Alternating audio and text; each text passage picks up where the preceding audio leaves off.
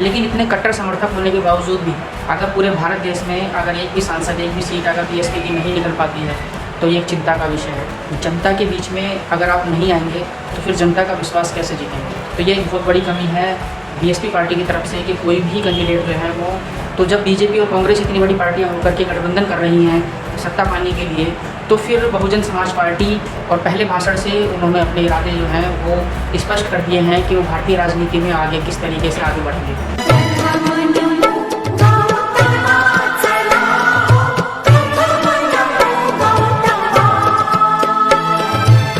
सभी को जय भीम, जय भारत, जय संविधान। दोस्तों मैं कपिल बोध आप सबका स्वागत करता हूं आपके अपने YouTube चैनल धम्मचक्र में। दोस्तों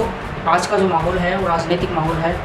और राजनीतिक माहौल में कोई खुद को कब तक रोक पाएगा और राजनीतिक बात ना करके।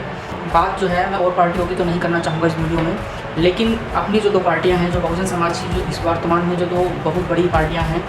जिसमें सबसे पहले बहुजन समाज पार्टी, दूसरी जो सबसे बड़ी पार्टी है और वो है आज़ाद समाज पार्टी। तो दोस्तों आज़ाद समाज पार्टी जो है अभी कुछ ही साल पहले,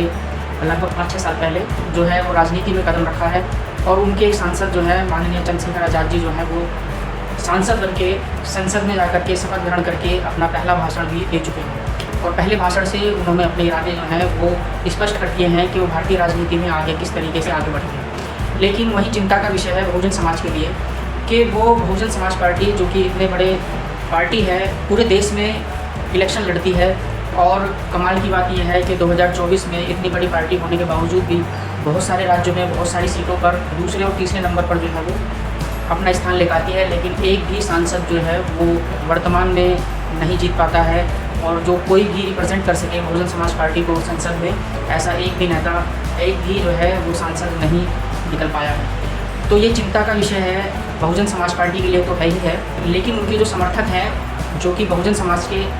समर्थक हैं और बहुत ज़्यादा कट्टर समर्थक हैं, इतने और किसी पार्टी के लिए मैं नहीं समझता कि अगर होंगे जितने की बहुजन समाज पार्टी के लिए कट्टर समर्थक हैं। लेकिन इतने कट्टर समर्थक होने के बावजूद भी अगर पूरे भारत देश में अगर एक भी सांसद, एक भी सीट अगर बीएसपी की नहीं निकल पाती है तो ये एक चिंता का विषय है। चंद्रशेखर आज़ाद जो कि नगीना सीट से जीत करके संसद में जो है वो सांसद बने हैं और वो एक सीट अपनी पार्टी का निकाल पाते हैं, तो ये कहीं ना कहीं संदेश जाता है कि कहीं ना कहीं लोगों का जो मन है वो कहीं ना कहीं बहुजन समाज पार्टी से हट करके कई अन्य पार्टियों की तरफ ट्रांसफर हो रहा है। इसी सारी चीज़ों को देखते हुए जो बहुजन समाज पार्टी की जो वोट बैंक है उनको भी चिंता का विषय है। लेकिन मेरा ये मानना है व्यक्तिगत रूप से कि कहीं ना कहीं कोई ना कोई कमी तो है बहुजन समाज पार्टी में, जिसको बहुजन समाज पार्टी ठीक से विचार नहीं कर पा रही है। और अगर ऐसा होता कि सब कुछ ठीक होता तो फिर उनकी लोकसभा में, विधानसभा के जो इलेक्शन हैं उसमें इतनी बुरी तरीके से हार नहीं होती। ये एक बहुत ही शर्मनाक हार है जो इतनी बड़ी पार्टी होने के बावजूद भी, इतने कट्टर समर्थक होने के बावजूद भी पूरे प्रदेश में एक भी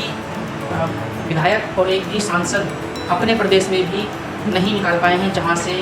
बहुजन समाज पार्टी 4 बार जो है वो मुख्यमंत्री बन चुकी हैं। तो 4 बार मुख्यमंत्री बनने के बावजूद भी अगर प्रदेश से एक भी विधायक, एक भी सांसद अगर ना निकले तो ये बहुत ही चिंता का विषय है। पूर्व मुख्यमंत्री उनके लिए भी एक चिंता का विषय है, क्योंकि राजनीति में प्रदेश में अभी तक जो है 2 ही पार्टी का बोलबाला था कुछ समय पहले तक, लेकिन अभी वर्तमान में कुछ समय लगभग 10 सालों से जो है वो बीजेपी का दबदबा है और इस बार थोड़ा सा बीजेपी का दबदबा कम हुआ है। तो आने वाले भविष्य में जो है बहुत ज़्यादा उथल पुथल होने वाली है, खासतौर से उत्तर प्रदेश में, जहाँ पर जो है बीजेपी, आज़ाद समाज पार्टी, बहुजन समाज पार्टी और अखिलेश यादव की पार्टी जो है वो कहीं ना कहीं आपस में बहुत ज़्यादा टकराव उत्पन्न करने वाली है और देखना यह है कि जनता किस ओर जाती है। तो एक सबसे बड़ी कमी लगती है बहुजन समाज पार्टी की, मुझे लगती है कि मायावती जी का जनता के बीच में ना आना, लखनऊ से बाहर ना निकलना। जनता के बीच में अगर आप नहीं आएंगे तो फिर जनता का विश्वास कैसे जीतेंगे। एक यही कारण है चंद्रशेखर आज़ाद का कि वो हमेशा जनता के बीच रहते हैं, जिस कारण से वो अपनी जो है वो सीट निकाल पाए हैं नगीना से, और वो हमेशा जनता के बीच रहते हैं, जनता के मुद्दों को उठाते हैं, जनता की आवाज़ बन के सबसे आगे रहते हैं, बिना किसी झिझक के, बिना किसी डर के। और आप देखेंगे कि राहुल गांधी ने भी बहुत प्रयास करा था अभी हाल ही में, जब उन्होंने पूरे भारत में यात्रा निकाली थी तो वो भी जनता के बीच में उनको भी आना पड़ा और पूरा जो है उन्होंने जो है कश्मीर से लेके नीचे केरल कन्याकुमारी तक उन्होंने जो है पैदल यात्रा निकाली। तो जब तक आप जनता के बीच में नहीं आएंगे, जब तक आप जनता का विश्वास नहीं जीतेंगे, तो तब तक आप जनता आपके साथ कैसे आएगी। दोस्तों दूसरी जो कमी लगती है मुझे बहुजन समाज पार्टी की, वो ये लगती है कि वो गठबंधन में उनका इस बार ना था। दोस्तों वैसे तो हर कोई इलेक्शन लड़ने के लिए स्वतंत्र है हमारे भारत में, लेकिन जब परिस्थितियाँ ऐसी हों, जब जो है वो हमें राजनीति में हमें माहौल देखना पड़ता है, तो उस समय हमें जो है माहौल के अनुसार हो जाना चाहिए। यही बुद्ध की जो है आज से 2500 साल पहले की विचारधारा थी कि हमें जो है परिस्थितियों के अनुसार ढलना चाहिए। तो परिस्थिति अभी जो है वो गठबंधन की ओर थी। जब बीजेपी इतनी बड़ी पार्टी होकर के 25-30 पार्टियों का जो है वो गठबंधन हो सकती है, कांग्रेस जो इतनी बड़ी पार्टी होकर के वो सबको जो है गठबंधन में लाने के लिए और खुद गठबंधन करने के लिए राज़ी है, तो जब बीजेपी और कांग्रेस इतनी बड़ी पार्टियां होकर के गठबंधन कर रही हैं सत्ता पाने के लिए, तो फिर बहुजन समाज पार्टी की जो नेता हैं वो क्यों नहीं कर रहे हैं और बहुजन समाज पार्टी उससे क्यों अलग है? ये एक बहुत बड़ा प्रश्न चिन्ह है बहुजन समाज पार्टी के लिए। ये मेरे अपना मंथन था। और आपको क्या लगता है और आप इस पार्टी को किस नज़रिए से देखते हैं? आपका क्या अपना नज़रिया है बहुजन समाज के लिए, बहुजन समाज की पार्टी के लिए, ख़ासतौर से आज़ाद समाज पार्टी और बहुजन समाज पार्टी के लिए? तो जो भी आपका अपना मत हो वो कृपया कर कमेंट्स बॉक्स में अपना ज़रूर बताएं कमेंट करके कि क्या आपको अच्छा लगता है और क्या बुरा लग रहा है, क्या होना चाहिए क्या नहीं होना चाहिए, ताकि हम लोगों को ये स्पष्ट हो कि हम बहुजन समाज का जो नेतृत्व है वो कौन भविष्य में ठीक से कर सकता है। देखते रहिए जय भीम, जय भारत, जय संविधान। मैं कपिल गौर, मिलूंगा आपसे नेक्स्ट वीडियो में। जय भीम, नमो।